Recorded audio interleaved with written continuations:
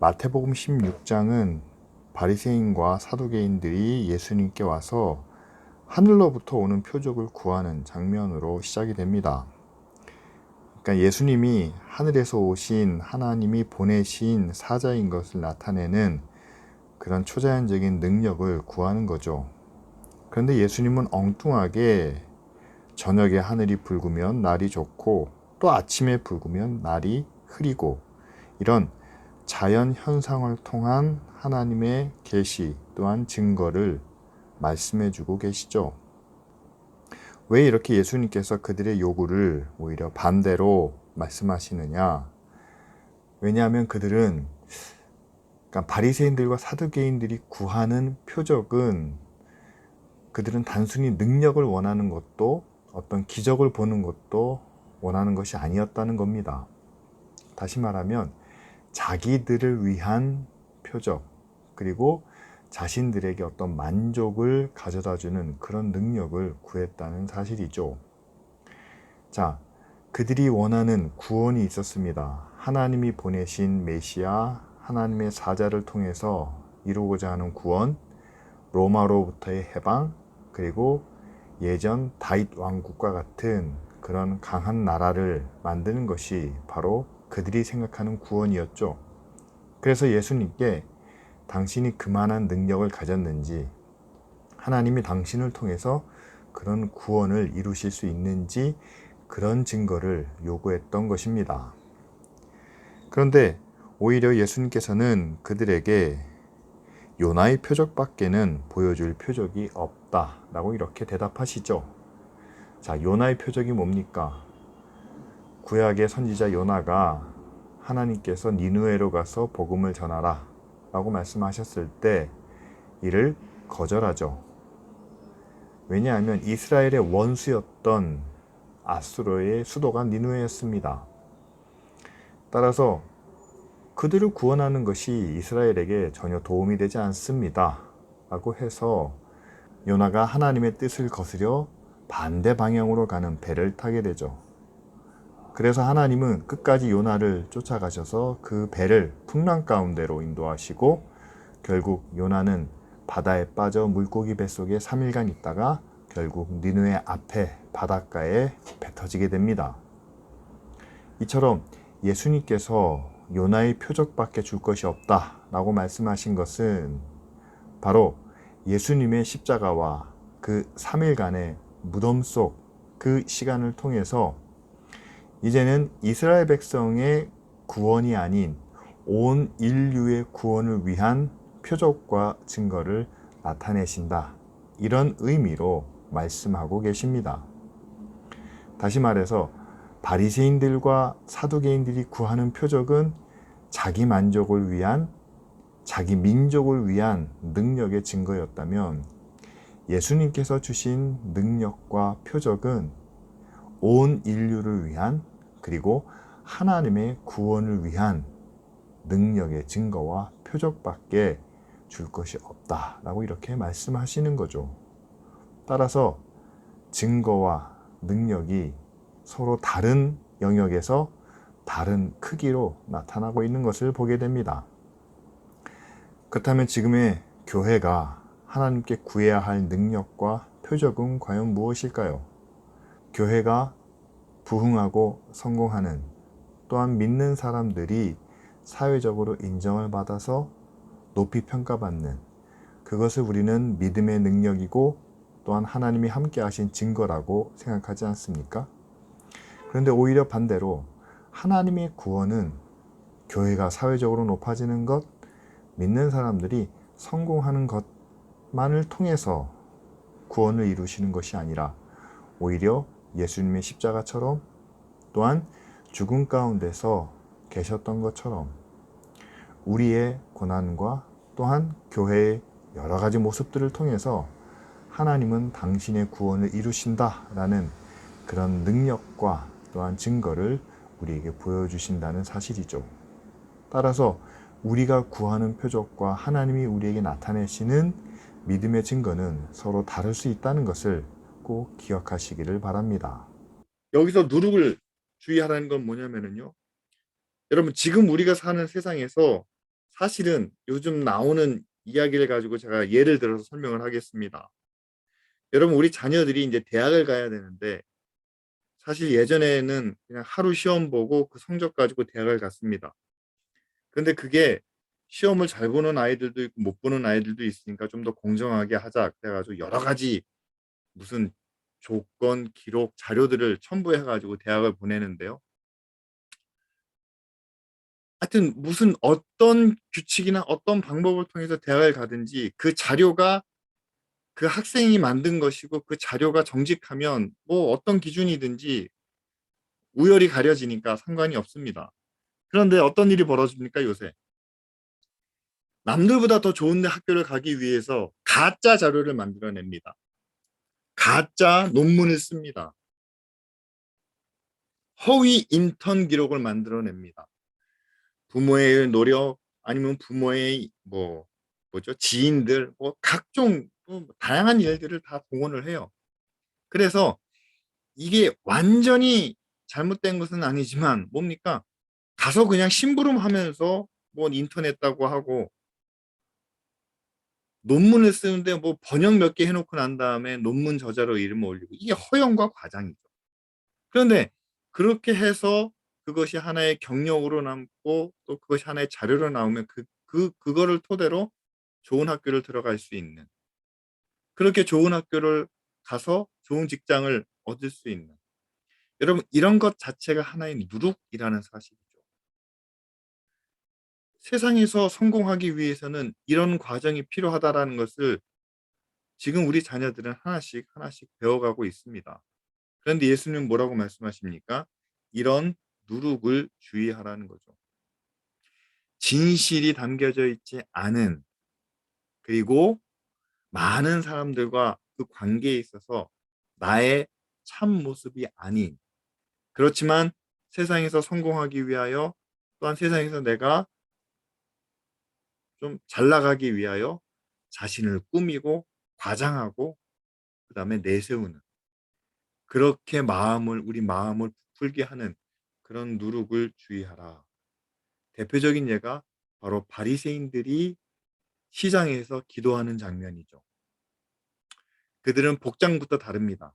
옷수를 길게 한다고 하고요. 또한 기도할 때 조용히 하나님 앞에 기도하는 것이 아니라 마치 사람들 앞에 광고하듯이 기도하는 그러면서 마치 자신은 아무런 죄를 범하지 않은 것처럼 자랑하듯이 기도하는 이것이 정말 그들의 진심이 담겨 있는 기도가 아니라 그들이 과시하는 그런 마음이 허황되게 부풀어진 그런 기도가 바로 누룩이라는 사실이죠. 여러분 지금 우리의 신앙생활에 있어서도 누룩은 존재합니다. 여러분 어떤 누룩인가요? 저희 교회에서는 거의 찾아볼 수가 없지만 뭐 다른 교회에서는 그런 거죠. 교회가 어떤 사역을 하는 데 있어서 큰 헌신을 정말 많은 헌신을 하는 분들이 있습니다.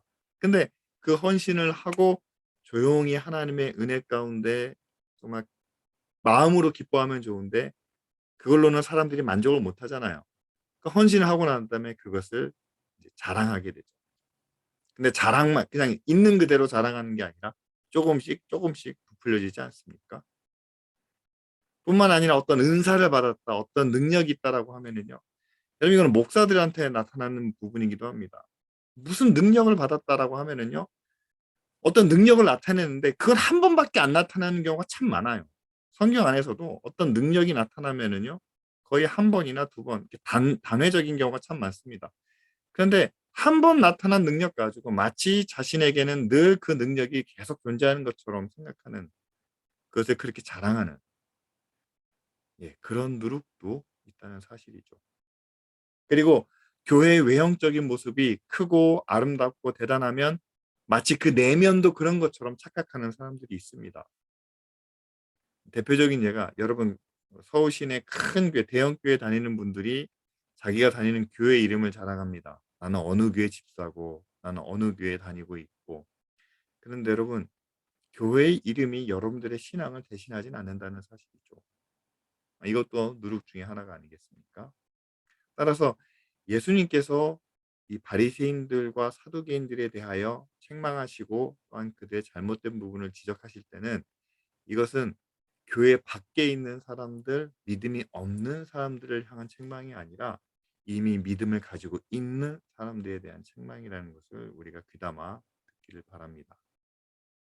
자, 이렇게 이제 어 바리새인들과 사두개인들, 쉽게 말하면 종교인들에 대한 그런 평가를 점검을 하신 후에 이제 예수님께서 제자들을 데리고 가이사라 빌립보라는 지역으로 가십니다. 약간 북쪽에 있는 지역이고 거기는 날씨가 좀 이렇게 서늘한 곳이라고 우리가 역사적으로 그렇게 알고 있는데요.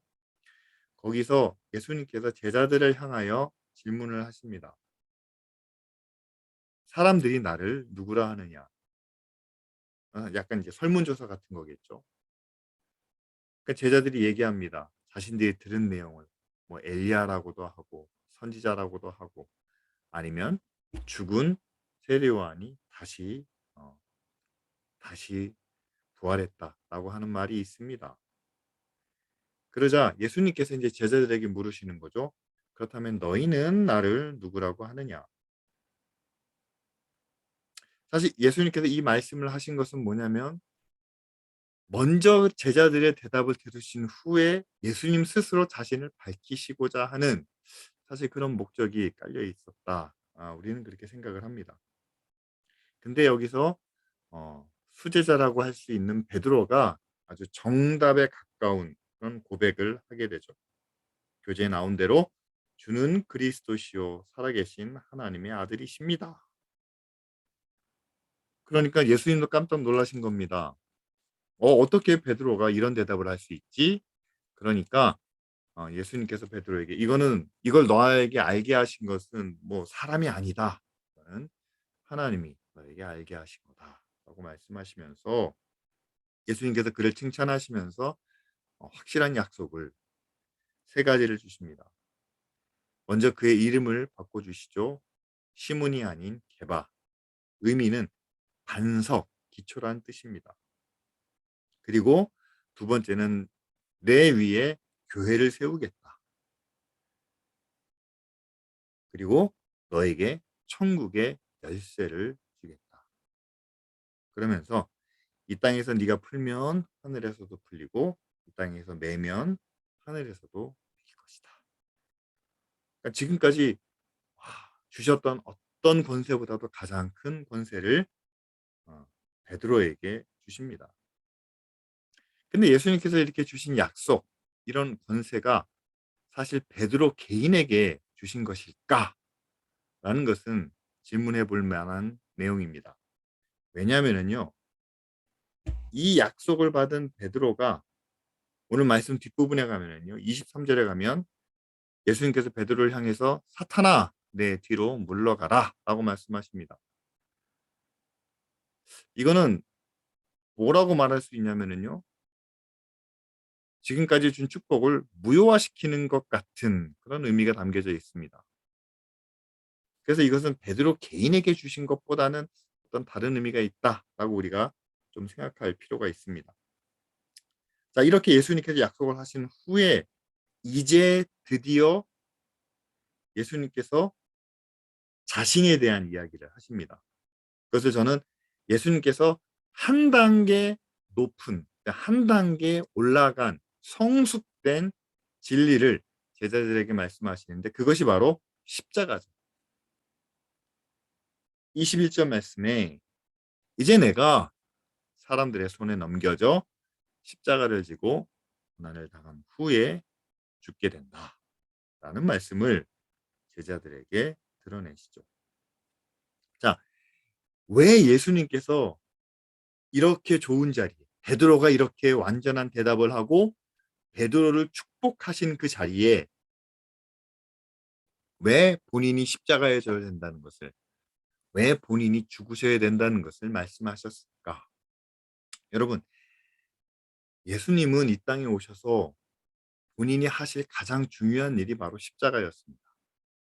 다시 말하면 모든 사역의 3년 동안의 사역의 초점이 십자가와 부활 그리고 구원, 이것이 바로 마지막 예수님의 어 사역의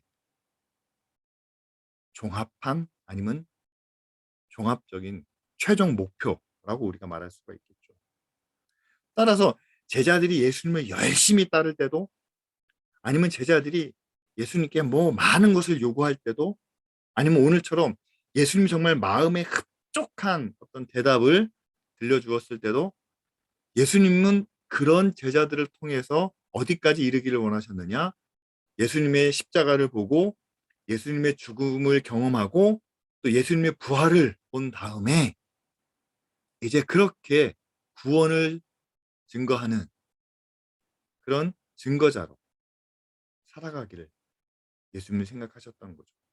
그러니까 이제 내가 하나님의 아들인 것을 내가 그리스도인 것을 이제 자기 입으로 고백할 수 있는 때가 되었구나 라고 하시면서 그럼 이것도 너희들이 받아들일 수 있겠지 라면서 십자가와 죽음을 그리고 부활을 말씀하신 거죠. 그런데 여러분 좋을 때 좋았다가 갑자기 죽는다는 얘기가 나오니까 베드로가 순간적으로 확 뒤집어지게 되죠. 어떻게 됩니까? 아니 예수님이 하나님의 아들이신데 우리를 구원하실 분인데 아마 베드로의 구원 가운데는 로마로부터의 구원, 억압으로부터의 구원 뿐만 아니라 모두가 평등하게 살 수 있는 그런 구원을 아마 그는 마음에 품었을지 모르겠죠. 그런데 죽으신다면 이스라엘의 구원은 수포가 되는 게 아닙니까? 로마로부터의 구원은 불가능한 게 아닙니까? 그러니까 예수님을 막아서면서 절대로 그럴 일이 없습니다. 라고 이렇게 이야기를 하게 되죠. 자, 예수님께서 그런 베드로를 보시며 이렇게 말씀하시죠. 너는 하나님의 일을 생각하는 것이 아니라 사람의 일을 보고 있다. 정확한 판단이셨습니다. 예수님을 하나님의 아들로 구원자로 봤지만 그거는 알았지만 그러나 예수님을 사람을 구원하는 그러니까 사람의 일로 구원하는 거예요. 사람을 잘 살게 하고 사람을 성공하게 하고 나라를 세우고 이 땅에서 잘 되게 하는 그런 구원으로만 봤다는 거죠. 그런데 하나님의 구원은 이 땅에서 잘 되는 것이 아닙니다. 예수님을 놓고 보면 이 땅에서는 죽는 거예요. 이 땅에서는 고난을 당하는 겁니다. 이 땅에서는 모욕을 겪어야 되는 겁니다. 이 땅에서는 가장 천한 자리에서 죄인의 몸으로 죽어서 남의 무덤에 묻혀야 되는 그런 모습입니다. 그런데 그 모습을 통해서 결국 하나님의 구원을 이루셨다라는 사실이죠. 그런데 그 하나님의 구원을 알지 못하고 인간의 구원만을 바라봤던 베드로를 향해서 예수님은 사탄아 내 뒤로 물러가라 라고 이렇게 책망하셨다는 사실이죠. 자, 여러분 이 베드로의 모습이 사실은 지금 예수 그리스도의 십자가를 알고 또한 부활을 아는 우리 가운데서도 종종 일어나고 있다는 사실입니다. 우리도 간혹 가다가 하나님의 구원을 이야기하면서 이것은 우리의 영혼을 구원하시는 하나님의 거룩하고 의로운 뜻이 아니라 우리는 이 땅에서의 삶 속에서 누리는 구원을 위해서 우리의 이익과 목적과 성공을 위한 구원을 바라고 기도할 때가 참 많다는 사실이죠. 그러면서 그 구원이 이루어지지 않으면 마치 우리가 하나님께 버림받은 것처럼 하나님의 사랑이 우리에게 없는 것처럼 우리는 여길 때가 있다는 사실입니다. 그럴 때마다 여러분 베드로를 향한 예수님의 말씀을 기억해야 되겠죠. 너는 하나님의 일을 생각하지 않고 사람의 일을 생각하고 있구나라는 말씀이죠. 여러분 아, 목사가 간혹 가다가 이렇게 신방을 하고 아니면 상담할 때는요. 주로 어떤 분들이 상담하러 오시냐면 실패한 분들이 상담하러 오십니다. 목사도 여러분 교회 안에서 같은 믿음 안에서 신앙생활하는 성도들이 다 하는 일마다 잘 되기를 바라고 성공하기를 바라고 또 아픈 분이 없고 건강하고 또한 자녀들이 잘 되는 것을 다 원하죠. 그러나 여러분, 목사 입장에서는 다 잘 되고 은혜 가운데 그렇게 복을 받기를 원하지만, 그러나 그것이 잘 되고 성공하고 건강한 것이 다 하나님의 뜻이다라고 말할 수는 없습니다. 왜냐하면 하나님은 사람의 일을 이루시는 분이 아니라 하나님의 구원을 이루시는 분이기 때문이죠. 하나님의 구원이 어떻게 이루어집니까? 예.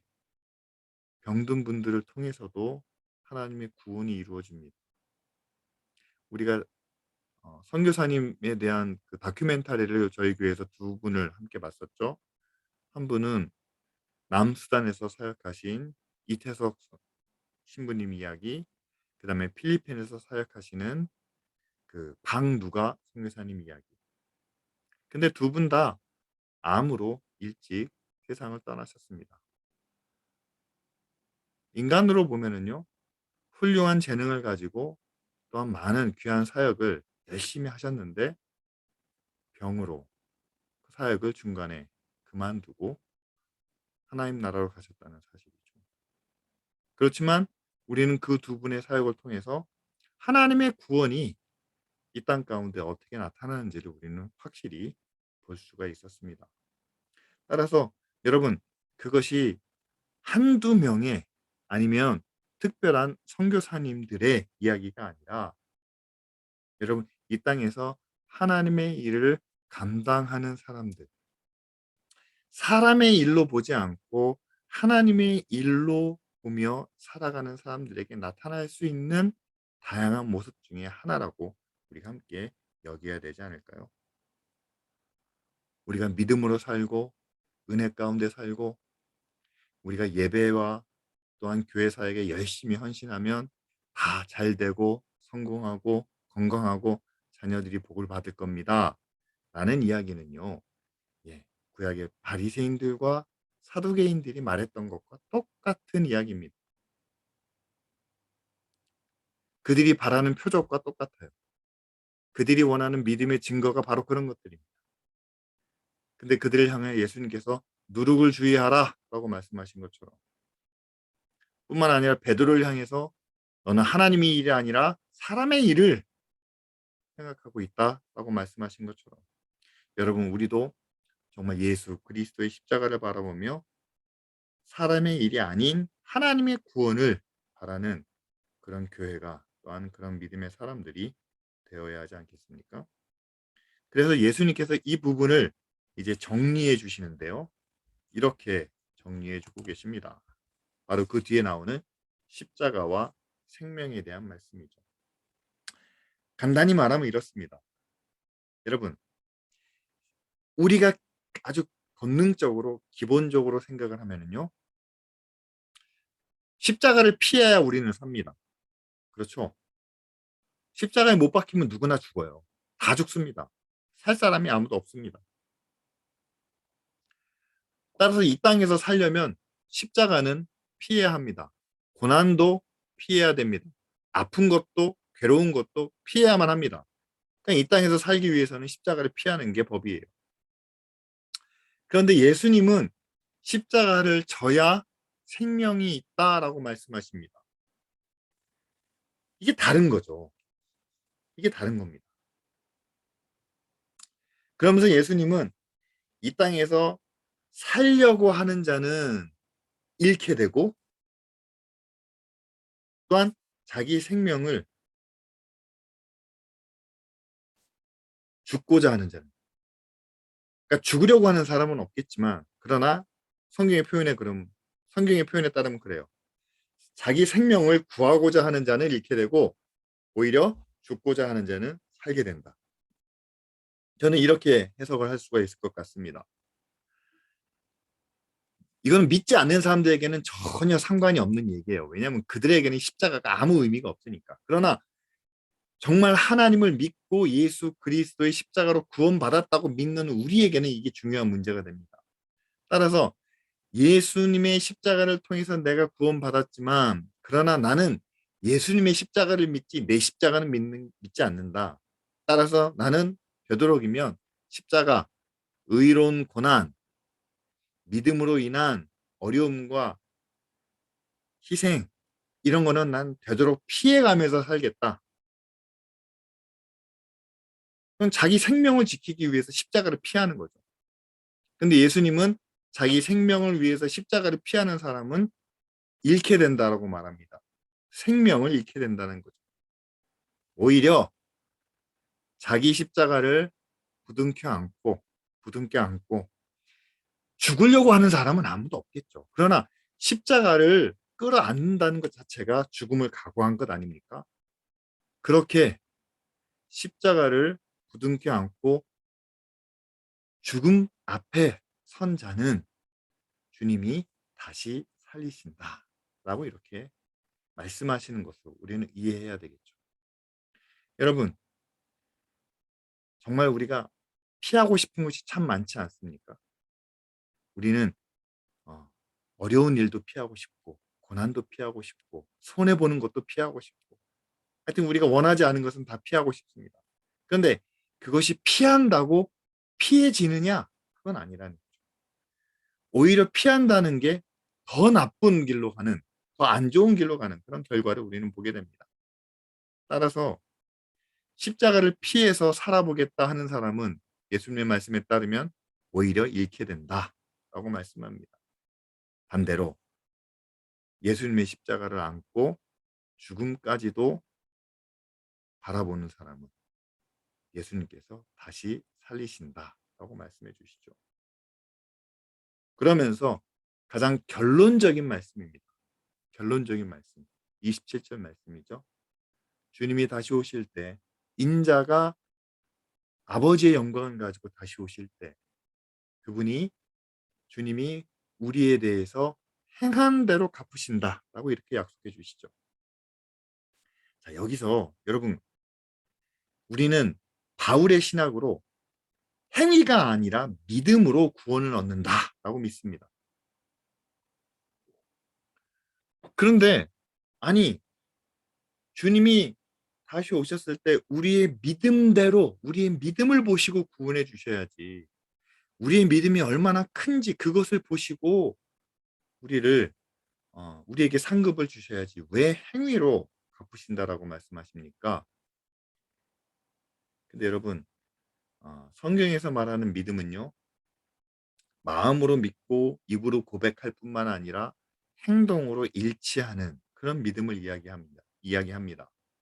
따라서 여기는 행한 대로라고 했을 때 그냥 그것이 바울이 아니 바리새인들이 말하는 그런 형식과 절차에 따른 그냥 겉으로 드러나는 외식적인 행위가 아니라 우리가 우리 안에 있는 믿음대로 행하는 자들, 그러니까 우리가 가지고 있는 믿음을 그대로 실천하는 자들에게는 그 믿음의 행위대로 갚으신다라고 말씀하시는 거죠. 따라서 우리가 믿음대로 행했다면 그 믿음의 행위대로 하나님이 갚으실 겁니다. 그런데 반대로 우리가 욕심대로 살았다면 그 욕심의 결과대로 또한 갚아 주시겠죠. 근데 가끔 그런 분들이 계세요. 어떤 질문을 하시냐면요. 제가 마음으로 믿는데 행위는 따라오지 못합니다. 여러분, 마음으로 믿는데 행위가 되지 않는다. 여러분들의 믿음을 다시 한번 확인해 보시길 바랍니다. 정말 하나님을 믿는 게 맞는지. 하나님을 하나님으로 믿는다면은요. 내가 부족해도 하나님을 의지할 수 있는 믿음은 있습니다. 그러니까 하나님을 그냥 동네 아저씨나 하나님을 그냥 나에게 도움을 주시는 그냥 뭐 작은 능력이나 아니면 사소하게 보거나 아니면 뭐 그냥 대충 아무렇게나 보거나 그런 게 아니고 정말 성경에서 말하고 있는 하나님을 하나님 그대로 우리가 믿는다면은요. 나는 부족하고 나는 연약해도 하나님이 워낙 크시기 때문에 하나님을 의지할 수 있는 믿음은 있다는 거예요. 그러니까 자녀가 아무리 모자라고 부족해도 아버지가 크시면은요, 자녀는 당연히 아버지를 의지할 수 있는 믿음은 있습니다. 마찬가지로 우리가 연약한 거는요, 다 마찬가지, 다 똑같아요. 우리는 힘이 없습니다. 우리는 약합니다. 그러나 우리에게 주시는 믿음은요, 그 크신, 그 강하신 아버지 하나님을 의지할 수 있는 믿음이 있다라는. 그런데 그 하나님을 의지하지 않는다는 것은 내가 연약해서 의지하지 않는다. 여러분, 그런 말이 가능해요? 내가 연약해서 의지하지 못합니다. 그 말은 말이 안 되잖아요. 하나님을 아주 작게 보든지 아니면 내가 그래도 나 자신을 포기하지 못하든지 둘 중에 하나지, 연약해서 의지하지 못한다는 말은 어법상 말이 안 되는 거죠. 따라서 여러분, 우리가 하나님을 의지할 수 있는 믿음은 있습니다. 하나님을 신뢰할 수 있는 믿음은 있습니다. 그러면 하나님을 의지하고 하나님을 신뢰한다면 내 상황, 내 형편, 내가 가진 것으로 우리도 행할 수 있는 아주 작은 일들이 존재한다는 사실이죠. 따라서 우리가 그것대로 행한다면 반드시 하나님은, 사람은 보이는 행위만으로 판단하지만 그러나 하나님은 우리의 행위 가운데 드러나는 그 믿음을 보시고 갚아주신다는 것을 저는 믿습니다. 그러니까 보이지 않는 것으로 갚아주시는 거죠. 그리고 우리 지금 이 시대에도 바리새인들과 사두개인들이 참 많습니다. 행하는 것은 그럴듯한데 마음으로부터는 하나님을 떠난 사람들이 얼마나 많은지 모릅니다. 목사들 가운데서 상당수가 있어요. 그런데 그런 거룩하고 경건하고 완전한 행위가 그 가운데 하나님을 향한 것이 아니라 자기 욕심과 자기 만족과 자기 성공을 위해서 행했다면 그 욕심의 결과대로 하나님은 갚으신다라고 말씀합니다. 그러면은요, 이 말씀에 의해서 가장 두렵고 떨어야 되는 사람들은 누굴까요? 예수님 당시에는 바리새인들과 사두개인들입니다. 지금으로 말하면 목사들과 교회에 희생하고 교회에 헌신하고 교회에서 많은 일을 하는 사람들인데, 뭔가 자기를 드러내기 원하는, 자기 뜻대로 뭔가 이루기 원하는, 또한 그것을 위해서 모든 것을 다, 예, 의도, 진실도, 그리고 겸손과 섬김도 다 내려놓고 성공과 만족을 구하는, 사실 그런 모습이 주님이 다시 오셨을 때 어떻게 갚아주실까? 우리가 좀 지켜봐야 될 내용이죠. 따라서 여러분, 우리가 바라봐야 될 것은요, 정말 우리의 믿음, 하나님을 내가 어떻게 믿고 있는지, 하나님이 나에게 어떤 분이신지, 그분이 내 안에 크신 분이라면 우리에게는 그분을 의지할 수 있는, 그분을 신뢰할 수 있는 믿음은 가지고 있다는 사실이죠. 그리고 그 믿음대로 우리가 행동하는, 실천하는 일을 하나님은 반드시 갚아주신다라고 말씀하십니다. 그런데 하나님을 의지하고 신뢰하는 일은요, 여러분, 세상의 방식과는 반대라는 거죠. 다르다는 사실이죠. 하나님을 의지하고 신뢰하는 믿음이 있다면은요, 우리는 십자가를 피하려고, 십자가를 피해 내 것을 지키려고 발버둥 치기보다는요, 정말 나는 연약하기 때문에, 나는 가진 것이 없기 때문에 그냥 십자가를 부둥켜 안을 수밖에 없는, 예, 그런 사람인 것을 우리가 함께 고백하게 됩니다. 따라서 정말 우리의 믿음을 오늘 마태복음 16장을 통해서 다시 한번 점검해 볼 수 있기를 바랍니다.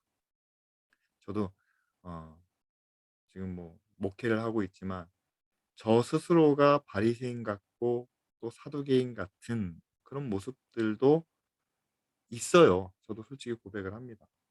그리고 제가 만나는 수없이 많은 목회자들 가운데서 정말 그런 분들이 참 많아요. 교회가 잘 되면 그것이 하나님의 은혜와 축복의 증거라고 여깁니다. 근데 그 안에 진리가 있는지, 그 가운데 섬김이 있는지, 어 참, 예, 다양한 생각을 하게 하는. 따라서 여러분들도 정말 그 보이는 것이 아니라 하나님 앞에서의 여러분들의 마음과 생각이 내가 하나님을 의지하고 하나님을 신뢰하며 또한 이 땅의 세상의 일이 아닌 하나님의 일을 우리가 구하고 있는지 이 모든 것을 통해서 한번 우리의 믿음을 점검해 볼 수 있기를 바랍니다. 우리가 교회에서 구원에 대해서 이야기할 때 우리는 오직 믿음으로 구원을 얻는다라고 이렇게 가르쳐 왔습니다. 그런데 우리나라 단어에서 믿음이라는 것은 사실은 마음과 고백에 대한 부분이 굉장히 많이 담겨져 있어요. 그러니까 믿습니다라는 것이 말로 표현되는 것, 그리고 내가 마음으로 믿는다라는 것, 우리나라 단어에는 그 두 가지가 굉장히 제일 큰 부분입니다. 그런데 성경에 있어서 믿음이라고 할 때는요.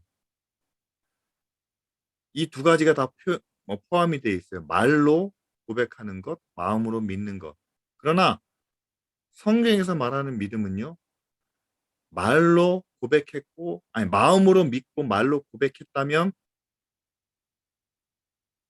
행동이, 삶이 그 마음과 말과 일치하는 것이 믿음이다. 예. 이런 개념입니다. 그러니까 말은 했는데 마음으로는 믿는데 행동이 따라오지 않는다. 물론 제일 늦게 변화되는 게 행동이에요. 제일 늦게 변화되는 게 삶입니다. 그런데 이게 시간적인 간격은 있지만 그러나 이것이 말과 마음만 있고 행동이 나오지 않는다라고 한다면은요. 예수님은 뭐라고 말씀하셨느냐?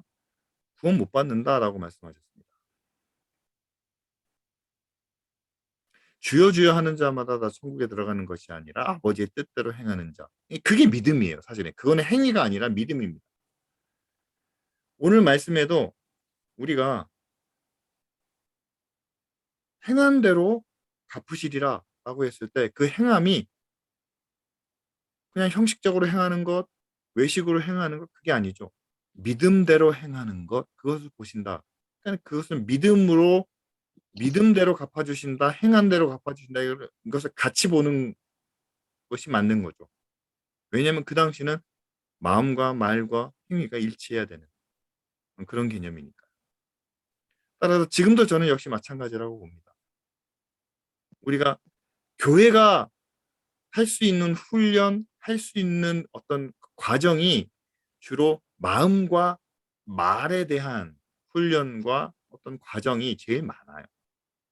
실제로 여러분들의 삶과 행위를 하나님을 향해서 믿음으로 실천할 수 있는 부분은요.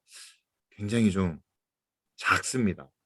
왜냐하면 교회 안에서만 할 수 있고 우리 안에서만 할 수 있기 때문에. 근데 여러분들의 실제적인 행위는 안 믿는 사람을 만나는 자리, 어 직장에서 가정에서 이루어지지 않습니까? 그런데 교회에서 너무 말과 마음만 강조하다 보니까 이 두 가지만 충족하면 간다. 행위는 행위로 구원받는 거 아니야. 그건 구약의 율법에서 말하는 얘기죠.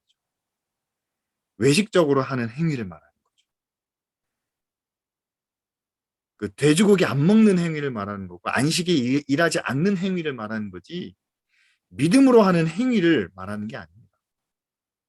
따라서 여러분 마음으로 믿으니까 내가 입으로 고백했으니까 행위는 어쨌든 상관없다라는 생각은 전혀 성경과 반대되는 인간의 생각이라는 거 꼭 기억해 두시길 바랍니다. 그런데 저희가 목회를 하다 보면 "육신이 연약하다."라는 표현을 많이 쓸 수밖에 없어요. 실질적으로 행동에 부딪히는 부분이 참 많거든요. 그러니까 그 부딪히는 부분을 그럼에도 불구하고 막 독촉하고 막 뒤에서 회초리 들고 그런 게 아니고요. 부족하기 때문에 우리는 날마다 그 죄와 어떤 사망의 올무에 매여 살 수밖에 없다라고 바울이 고백하지 않습니까? 그렇기 때문에 의인은 없나니 한 사람도 없다라는 바울의 고백은 거기에 근거하는 거예요. 내가 예수 그리스도를 알고 또한 믿음을 고백했지만 그러나 내가 알고 믿는 것대로 내가 살지 못하기 때문에 우리 모두가 죄인이라는 거죠. 그러니까는 구원받기 이전에 죄인을 말하는 것이 아니라 우리가 구원받았지만 그럼에도 불구하고 우리는 의로워지지 못한 가운데 있다라는 것을 고백하는 겁니다. 그런데 그럼에도 불구하고 하나님이 우리를 의인이라고 여겨주시는 이유는 예, 성령의 은혜를 통해서 우리가 마음으로 믿고 입술로 고백한 것을 구원이라는 과정을 통해서 우리의 삶과 행위로 점차 점차 실현해 갈 수 있는 그것이 바로 성령이 우리를 인도하시는 길이기 때문에 예, 그것을 보고 우리를 이미 의롭다 칭해 주신다라고 성경은 우리에게 이야기를 하죠. 자, 이미 우리를 의롭다 하신 것은 마치 갑을 해 주신 것과 같아요. 갑을 해 주신 거예요. 의를 갑을 해 주신 거죠. 그럼 우리는 살면서 그것을 조금씩 조금씩 이뤄가는 갑을 해 주신 것을 하나씩 하나씩 갚아가는 그런 모습이 필요하죠. 그런데 하나님이 의롭다 하셨기 때문에 우리는 이 모습 이대로 살아도 된다라는 의미는 절대로 아니라는 거예요. 지금까지 너무 그냥 믿음을 관념적으로만 마음과 생각과 말로만 여겨왔기 때문에 그것을 행동으로 삶으로 실천해야 된다고 하는 데 있어서 굉장한 부담과 이 저항이 많다라는 거예요. 그래서 그것을 완곡히 돌려서 이렇게 뭐죠? 이렇게 간접적으로 이렇게 설명을 하면서 "그래야 된다."라고 이렇게 이야기를 하는데 저는 그런 분들과 비교해서는 저는 굉장히 좀 직접적으로 얘기하는 편입니다. 다시 말하면 아무리 우리가 세례받고 예수 그리스도를 믿음으로 고백했더라도 우리의 삶이 우리의 믿음을 증명해 주지 못한다면 구원받을 수 있을지 없을지는 예, 그건 한번 생각해 봐야 될 문제다. 구원 못 받는다고 제가 말씀드릴 수는 없죠. 그런데 예, 정말 구원받았는지 생각해 봐야 된다. 특별히 목사들 같은 경우에 목사들 중에서도요. 저는 정말 '저 사람이 구원받았을까?' 하는 생각이 드는 경우가 간혹 있습니다. 뭐냐면 목사가 전해야 될 게 구원이잖아요. 하나님의 구원이거든요. 근데 그 구원이 아까 말씀드린 것처럼 하나님의 구원이에요. 하나님의 구원은 이 땅의 모든 일들은 이 땅에서 가정과 회사와 자녀들과 이 모든 것은요. 이 땅의 일들은 하나의 도구에 불과합니다. 이 땅에 있는 것은 다 도구예요. 근데 그 도구들을 잘 사용해서 뭘 이루는 겁니까? 영혼의 구원을 이루는 거죠. 그들이 하나님을 알게 되고 하나님을 신뢰하게 되고 그리고 하나님의 의를 하나님의 선하심을 그들로 하여금 본받게 만드는 여기서 가장 안 되는 게 뭐냐면은 구원받은 사람들을 하나님의 의와 하나님의 선하심을 본받게 하는 거예요. 그러니까 사람들이 세상에 축복을 받으면 하나님을 본받겠지, 의로워지겠지, 선해지겠지라고 기대를 하는데 이상하게 여러분 기도해 가지고 성공한 사업가들 보면은요. 본받는 게 아니라 오히려 더 하나님으로부터 멀어지는 떠나는 경우를 우리는 보게 됩니다. 자 그렇다면은요. 그 사람이 성공해서 믿음으로 성공해서 오히려 사람들에게 지탄을 받는 하나님부터 멀어진 그런 사업가를 그 사람을 우리가 구원받았다고 얘기할 수 있을까요?